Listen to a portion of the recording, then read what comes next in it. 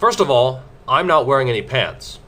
Now that most people have left the video, I know the few remaining people are dedicated and devoted to this topic. Hey, gotta thin the herd somehow. So I see so many people who focus on stuff that doesn't matter. This is going to be a top 10 list of what actually does matter. None of it is marketable. That's why you don't hear about it, but it is all extremely important. You can't market hard work or volume or sets or reps, but this basic knowledge is going to be what actually gets you results. Number one is going to be hard work. So the fact of the matter is, doing hard work on a bad program is going to get you better results than half-assing a perfect program. The program is important. I write custom plans for a living. Of course it's important. If it wasn't important, I wouldn't do it. But hard work is absolutely an essential component. So this means showing up on time, getting in sufficient volume, intensity, frequency, learning more, and trying to push yourself to get better and better. It might be more sets, more reps, it could be just better technique, but the emphasis on always getting better, on training, wait for it, harder than last time, maybe not necessarily, I'll put a video that I did on that, but you need to be training hard. Anyone who gets any kind of results trains hard, and it is an essential component of gaining muscle. Number two is going to be progressing in load. So whether your goal is strength or size, honestly for 95% of people in the gym, you're going to want to do the same thing, just get stronger. That's going to be the quickest way to get towards your goals. If you're lifting the same weights in a year from now, honestly, your muscle mass is almost always going to be exactly the same. If you don't progress in load, you're really not going to be able to make some changes because your body has no reason to actually change. So give it a reason, progress in load, and do it the right way. Number three is going to go to actual failure, or at least close to failure. Research shows that if you go 2 reps away from failure, or 3 reps away from failure, or 1 rep away from failure, compared to actual failure, it doesn't make that big of a difference. Some studies actually show that 2 reps in reserve is better than 0 reps in reserve. Honestly, I generally recommend 0 to 2 based on where you are in the mesocycle. I'll do a whole video on that. But for most people, they don't really accurately know where failure is. You know, they'll start a set and boom, boom, boom, boom, then they'll rack it and they'll be like, that's a working set. It wasn't a working set. That was a warm-up. That was probably 8 reps in reserve, and gun to your head, think honestly, how many more can I get? Often people will do a 5x5 and then I'll say like, go do 1 all out, and they'll get like 10 or 12 reps. That 5x5, I'm not saying it's useless, but for muscle growth, it certainly wasn't as stimulatory as it could be. Number 4 is going to be use a variety of rep ranges. Now, you can gain muscle with sets of 3, sets of 5, 8, 10, 15, 20, even 30. What's going to be more important is going to failure or close to failure, as I just said. However, do what you want. If you like sets of 10 or 15 or 5, do that. But try to get a variety as well. So if you hate sets of 20, you're probably getting some benefit from sets of 20, just because you're not used to that lactic acid accumulation, and that can actually stimulate hypertrophy. Similarly, if you like high rep sets, maybe getting stronger and doing lower rep sets for a time can be very beneficial. I would say in general, getting a variety of rep ranges is better than just getting 1 rep range. You get the benefits of all of them, and there's really very little in terms of drawback. Number 5 is going to be using the best exercises. I see so many people focusing on these circus party trick exercises. A lot of YouTubers are to blame for this.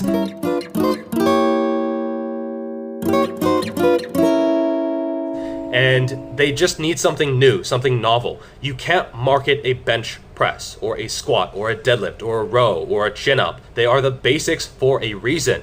So before you focus on some small little like flexion exercise, go deadlift, go squat, go do these big basic movements that are going to get you 90% of the muscle that you ever build. They are the basics for a reason. So find the best exercises for you. My book has hundreds of options, hundreds of variations, but I'm not saying to do all of them all the time. Gradually try them out, experiment, see which one work for you, your body, and your goals. So find 1 hinge, 1 squat, 1 row, 1 pull, 1 push, 1 press. Those are going to be your 6 compound movement patterns.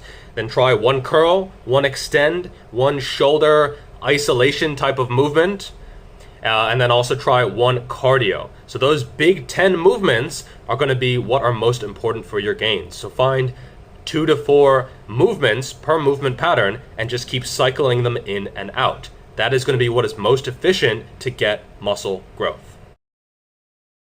Number 6 is going to be getting enough volume for you. There's sort of two schools of thought. One is the Mike Israetel, super high volume, do as much volume as you can recover to, build up to it, then deload. The other is do as little as you can, but make sure the quality is good and you're progressing well. So this is the Mike Menzer, Dorian Yates, high intensity training type of situation.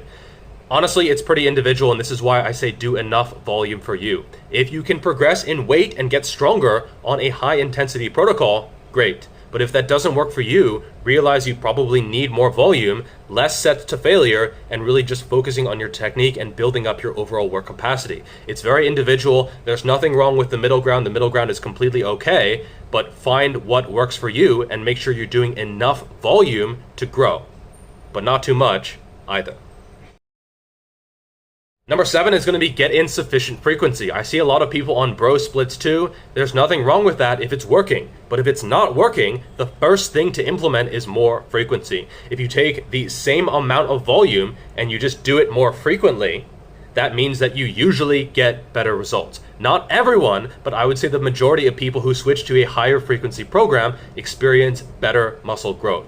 And in reality, they can probably actually do more volume because, think about it. Doing 15 sets for chest on one day versus doing that across 3 days, 5, 5, 5, which is going to be possible to get in more quality work.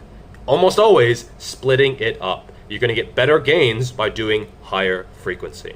Not like 6 times per week, not 8 times per week, or anything crazy. 2 or 3 times per week is the sweet spot for most people. Number 8 is going to be getting in sufficient recovery. So this means de-stressing, this means getting enough sleep, and these are both absolutely critical and often overlooked. You could be doing every single thing on this list right, but if you're getting in 3 or 4 or 5 hours of sleep per night, goodbye gains. You're not going to get anything just because you're not going to be able to recover. Same thing to a lesser extent with stress. If your cortisol is high, if you're just worrying all the time, you're rating your stress at like an 8 or a 9 or a 10 out of 10, you probably won't gain muscle at an optimal rate. Your testosterone is going to be suppressed, your cortisol is going to be high, and that ratio can predict muscle growth very accurately. I'm not saying you're not going to gain any muscle if you're stressed out, but trying to reduce that stress is going to be a top priority. Stress, it is literally all in your mind. It is how you react to something. If you see a wild tiger and you react to that, that's fine. But if you have a meeting and you're stressed because of the meeting, that is just in your head. Heck, even the tiger is just in your head. It's more understandable, but it's still just your reaction to a situation. If you control that, you won't have a stress response and you're going to get better results. Number 9 is going to be to avoid injury. Even if it's a minor injury, it's going to impact your progress and maybe in some weird ways that you might not expect. If your elbow is messed up, okay, look at curls are going to be off, extensions probably off, often bench pressing is gone, chin-ups, rows. You don't realize how many movements use a certain area. Even squatting might not be feasible. Perhaps deadlifting, a lot of movements you might not be able to do, and the more movements that you can't do, the harder it is to make progress. It just takes time for most injuries to heal, especially if you're natural. It might take a month till you feel 100%. And that is a month where you're probably not going to make very much in terms of muscular gains.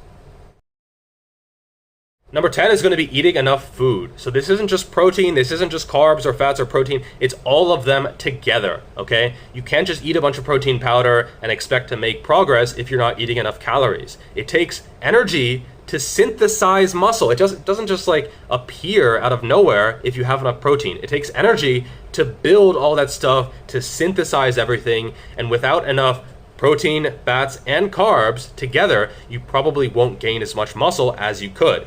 Yes, you can make muscular gains on keto even if you are natural, but carbs are very useful in terms of recovery, in terms of performance, and in terms of hormones as well. So for most people, if you want to gain maximum muscle growth, I don't suggest being in a deficit, I don't suggest keto, I don't suggest any of these crazy fasts.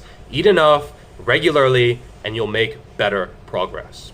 That is the 10 If it's not on this list, it probably doesn't matter. It's possible that I missed something. If you think I have, leave a comment below and we can hash it out, we can discuss it. But honestly, this is going to be the big 10 when it comes to actually seeing progress in the gym. If it's not on this list, it's probably not worth focusing on. Okay, so don't waste your time, your energy, your effort, your money on something that isn't really that important. All right, that is all for this video. Make sure to like, subscribe, turn on notifications, etc. And I will see you in that next video. Peace!